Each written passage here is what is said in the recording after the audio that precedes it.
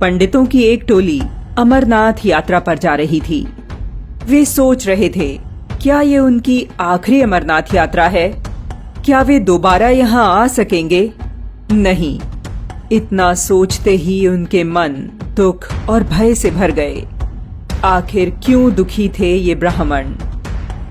मुस्लिम शासक औरंगजेब ने कश्मीर के पंडितों को 6 महीने में हिंदू धर्म त्याग, इस्लाम अपनाने का आदेश दिया था। कोई रास्ता ना देख वे अमरनाथ यात्रा पर निकल पड़े।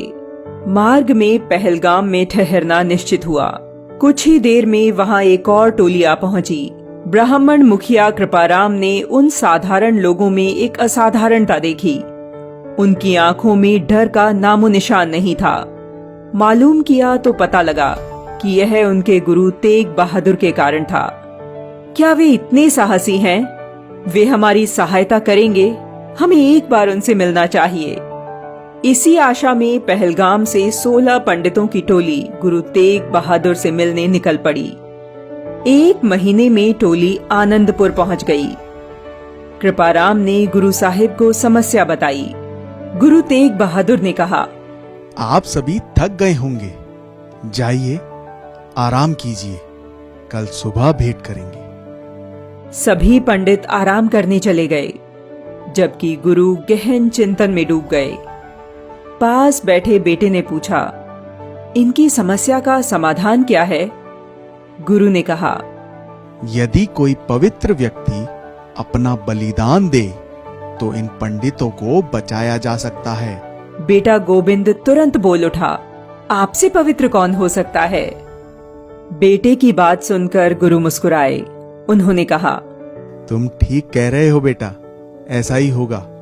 दूसरे दिन उन्होंने कश्मीरी पंडितों को बुलाया और कहा, जाओ औरंगजेब से कह दो कि हम सभी इस्लाम अपना लेंगे यदि गुरु तेग बहादुर अपना लें। पंडितों ने ऐसा ही किया। औरंगजेब ने गुरु तेग बहादुर को बुलावा भेज दिया।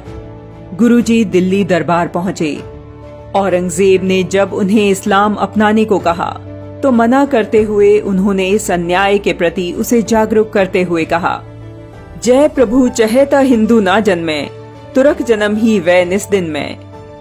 अर्थात यदि परमेश्वर चाहता तो हिंदू जन्म ही नहीं लेते और तुर्की ही दिन रात पैदा होते। परंतु वह कहाँ मानने वाला था। उसने गुरु तेग बहादुर को कारावास में डलवा दिया। उन्हें कठोर यातनाएं दी जाने लगी। उनके साथी भाई मतीदास को बीच से चीर डाला गया। उनके शिष्यों को बंदी बनाकर उनके सामने ही जीवित जला डाला। किंतु गुरु संकल्प से न डिगे। गुरु के संकल्प से चिढ़कर औरंगजेब ने गुरु तेग बहादुर के कत्ल का आदेश दे दिया। दिल्ली के चांदनी चौक में गुरु तेग बहादुर ने तिलक जनेऊ की रक्षा के लिए अपना बलिदान दिया।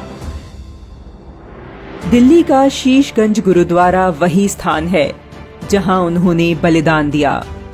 बलिदान के बाद उनके शिष्य सिर और धड़ को सुरक्षित निकाल ले गए।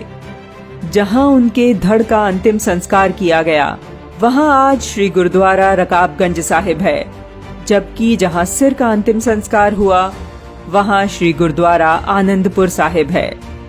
हिंदू धर्म के लिए अनन्य निष्ठा और समर्पण रखने वाले गुरु तेग बहादुर के बलिदान दिवस पर शत शत नमन।